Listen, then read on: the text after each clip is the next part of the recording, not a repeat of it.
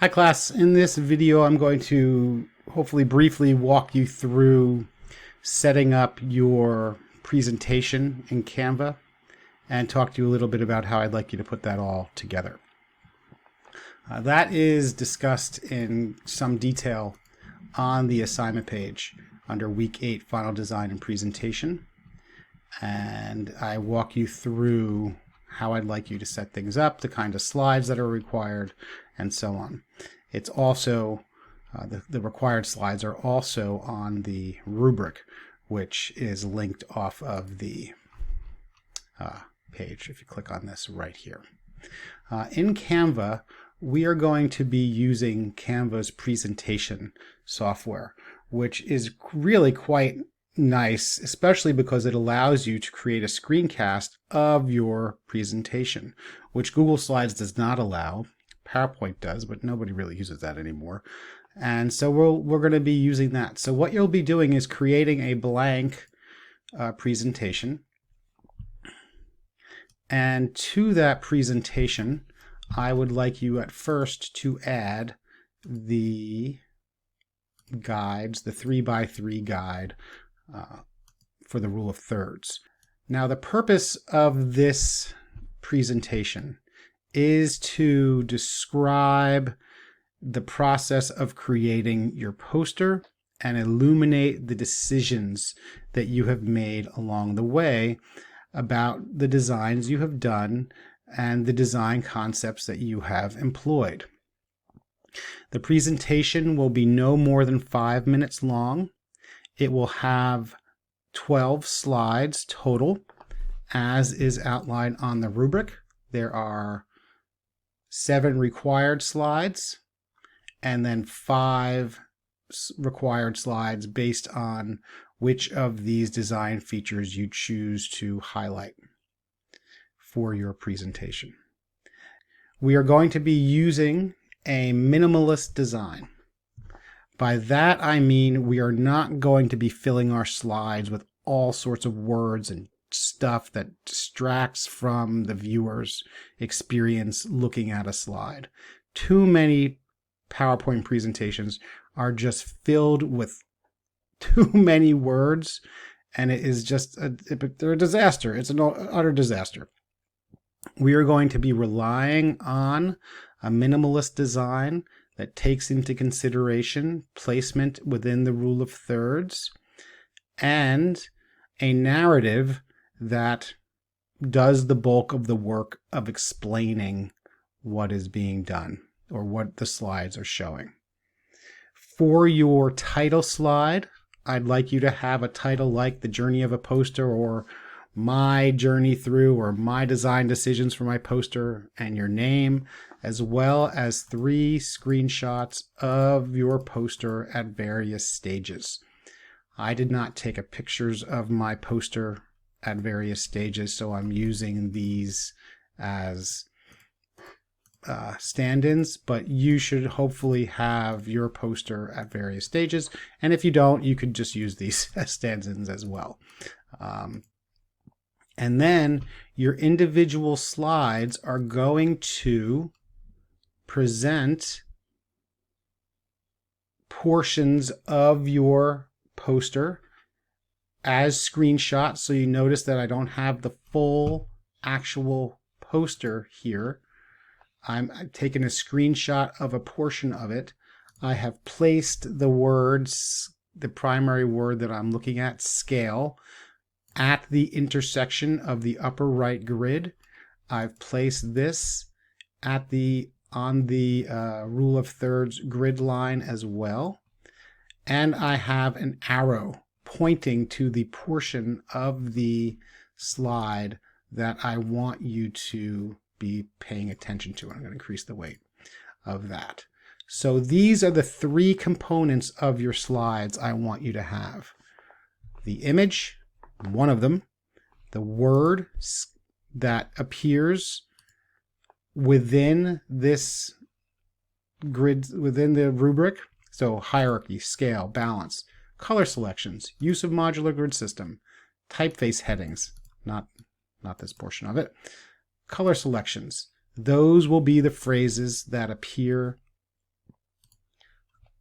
on the text on the right, or it could go underneath on the rule of thirds area, or it can go on the left-hand side as well.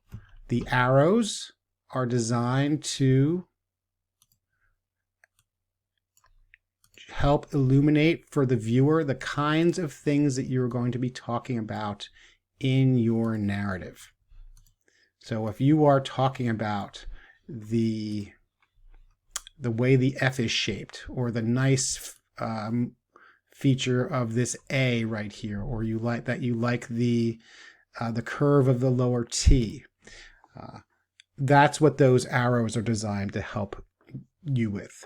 Same as on the scale. Here I'm talking about the scale of the camera being extremely large, so the arrow is pointing toward that. What's this one? The eye lines. I don't know why these moved slightly when I made a copy. The eye lines. Here I am showcasing how the original, or the way I conceived it, would be that the viewer would see first the camera and the title. They would move up to this portion of the content and then move down to this portion here. And in my narrative, I would describe that. But the eye lines and the numbers are helping tell that movement.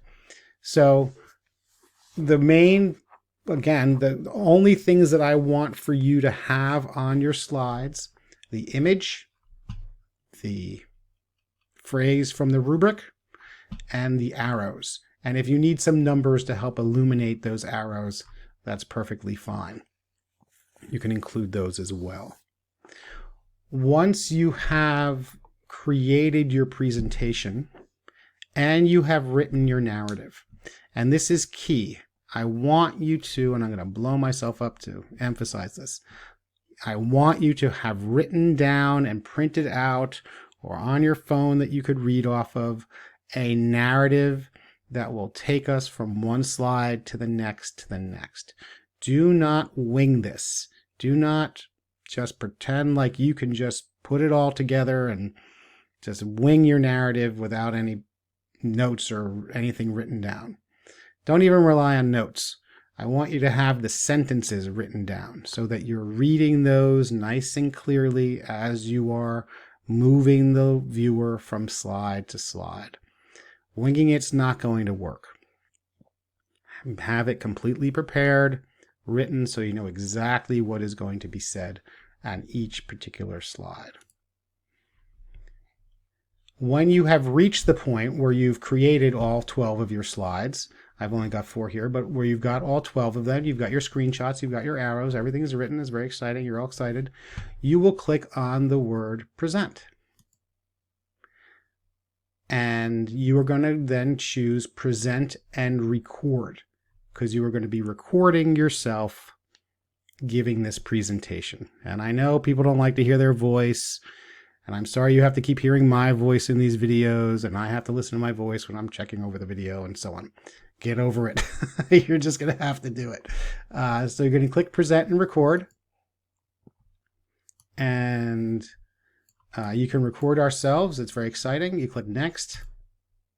And then again, you have to go to the recording studio. At this point here, you are going to be choosing your microphone. I've got this Yeti microphone connected. You are not expected to have an additional microphone. The audio just recorded through your default microphone is perfectly fine. I am not going to be assessing audio quality when I'm looking at your project. I am just going to be assessing your ideas. And that's the most important thing. So if there's an echo or scratchiness, that is okay with me. All right. You can choose to turn your camera off if you do not want your face in the corner, like mine is right over down here. Canva puts those up on the left. You can choose to have the camera on or off. I don't care. That is up to you, as long as the audio is going and we can hear it. From there, you click Start Recording.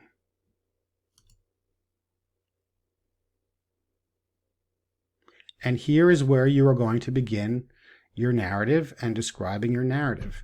as you are describing that narrative, you will click the next button. It will take you to the next one. You will see that the grid lines are gone. Click on the next one, and you click on the next one, and so on. When you are done, it should be, as I said, less than 5 minutes. Do not go over 5 minutes. I will not listen beyond 5 minutes. In reality, I'd like it closer to 4 minutes. I've only got 12 slides here. You don't have to say a lot. Just be concise. You'll click End Recording. It'll take a few seconds to upload the recording, and then you are done. You're going to click Copy. You will then go to your discussion design journal for week 8, and you will type in presentation, and you can just paste in that link, or if you want to, you can highlight the word presentation, click the little link icon, and click apply, and that will be that. You're going to do the same thing for your final poster. You're going to write the word poster. You'll click share, copy link, go back to your design journal, and click on link, boom. And now when I go and take a look at your design journal for week 8, I will be able to click on this and open it up, and I'll be able to go and assess it. You can then click Save and Exit, or you can download it. It will be saved in your Canva. I would always recommend downloading it just so you have a copy of it in case something happens online. But it is a very, very easy process to do that. The challenge for you is going to be writing the narrative, keeping it concise, and describing your decisions. Why you chose the font, why you chose your eyelines, what you were trying to do with scale. What are the other ones that are on the rubric? How did you use your modular grid system? This one should include a cut picture of your design with the grid and pointing to different things. Who was your audience and message and display location? The color contrast that will have from the WebAIM color contrast, okay? So utilize this rubric and compose a narrative that showcases very nicely, but in a concise way, your design decisions. All right. So I'm looking forward to seeing your presentations and learning about those design decisions. If you have any questions or concerns about it as you're working on it, please let me know. Otherwise, have a great day. Thank you. Bye-bye.